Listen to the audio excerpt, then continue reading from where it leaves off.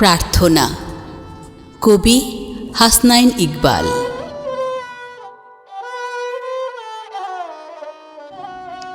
আমি কান পাতলেও তোমাকে শুনতে পাই না, হে আমার কানের অসুখ।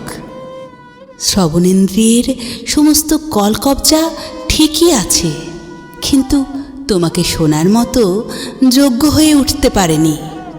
কানের অযোগ্যতা ক্ষমা করো, আমাকে আরোগ্য দাও।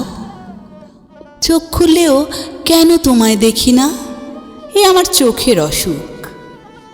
অক্ষি কোটরে মার্বেলের বল আছে ঠিকই, কিন্তু পর্যাপ্ত আলো নেই। আমাকে আলো দাও, প্রজ্বলিত করো অন্ধকার ঘর।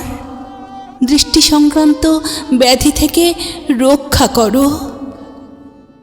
হাত পা ছড়িয়ে বসে থাকি, কিন্তু হাত তোমাকে ছোঁয়ার যোগ্য নয়। পা তোমার দরজায় পৌঁছাতে অক্ষম। হাত ও পায়ের অক্ষমতা ক্ষমা করো।